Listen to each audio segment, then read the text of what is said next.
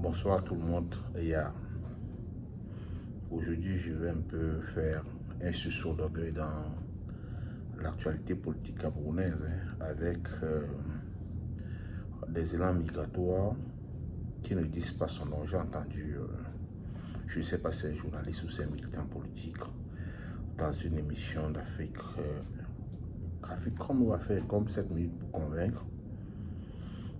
Et à première vue, à la fin de l'émission, j'ai failli avoir comme une sorte de compassion pour la personne parce qu'il semblait dire qu'il a fait 14 ans de journalisme sans avoir épargné.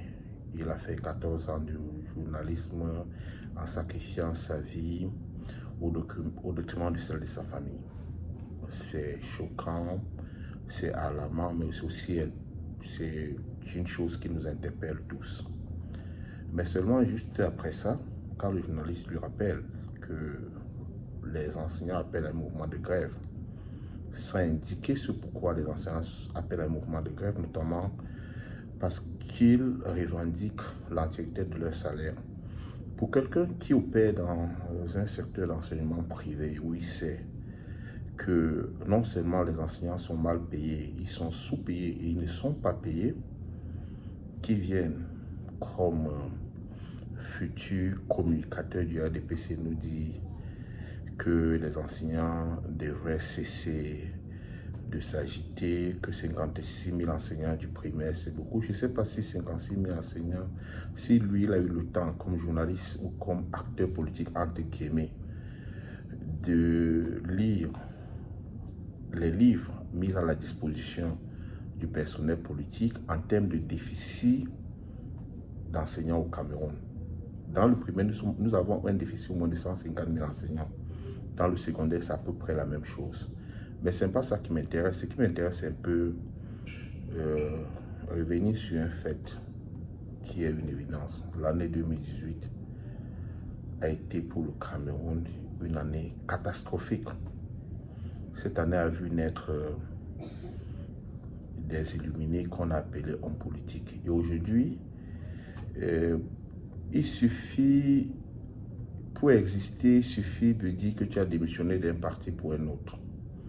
Et généralement, quand tu vas à l'écoute de ces pseudo-militants, les militants de la 25e heure, comme on le disait dans le PC, ils se focalisent sur l'action politique comme l'action d'un élu. Je veux dire comme homme de science que si on se réfère à la jeunesse du Cameroun, il suffit de demander aux gens du Nord de donner les 6 noms de députés du MMDR. Je suis sûr que personne ne se souvient de ces noms.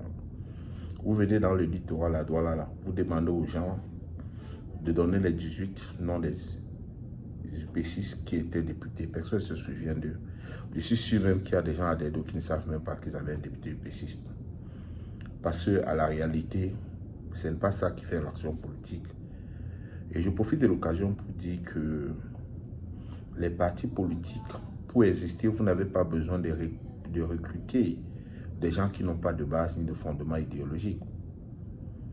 Si quelqu'un, parce qu'il a fait 2 ou 3 plateaux de télévision, arrive et vous le larguez comme chargé de communication de votre parti, c'est que vous ne rendez pas un service à votre parti. Parce qu'aujourd'hui, on a tendance à inviter les hommes politiques sur les plateaux de télévision sans leur demander à quelle structure de base ils appartiennent. Ça devait être la première question, parce que si je reçois un militant du RDPC, je ne sais pas quelle est leur dernière structure de base, il faut lui demander à quelle structure de base il appartient, quels sont ses camarades de base.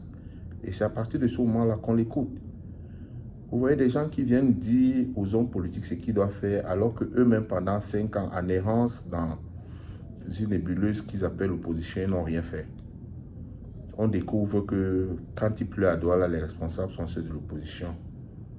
Quand les écoles ne sont pas construites, les responsables sont ceux de l'opposition. Quand les gens ne mangent pas, les responsables sont ceux de l'opposition. Quand les jeunes n'ont pas les moyens de fréquenter au point de laver les cadavres ou de cultiver, les responsables sont ceux de l'opposition. Mais soyons à un moment donné sérieux. Je n'interdis pas à quelqu'un d'assumer son choix, mais il faut l'assumer de façon courageuse. Je n'interdis pas à un Camerounais de démissionner pour aller au RDPC. Il n'a pas besoin de nous expliquer pourquoi il va au RDPC. Dans 10 ans, 15 ans, on verra pourquoi il y va. Ceux qui arrivent dans l'opposition en pensant que quand tu es opposant, ça te donne la notoriété, ils se rendent bien compte à l'évidence que militer dans un parti d'opposition, dans un pays comme le nôtre, c'est subir toutes les exactions possibles de ce régime barbare, obscurantiste, agonisant et finissant. Incapable de faire face à cette barbarie, il migre vers où il y a le soleil. C'est vrai, chacun ne peut pas être sous la pluie sans vouloir se mettre à l'ombre, ce que je ne dénonce pas.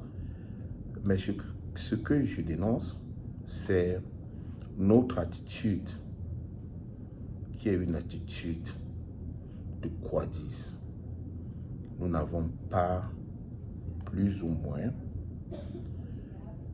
le courage d'assumer ce que nous sommes. Soyons rassurés, hein. J'ai l'habitude de dire à la fin de mes posts, un autre Cameroun est possible à condition que nous agissons autrement.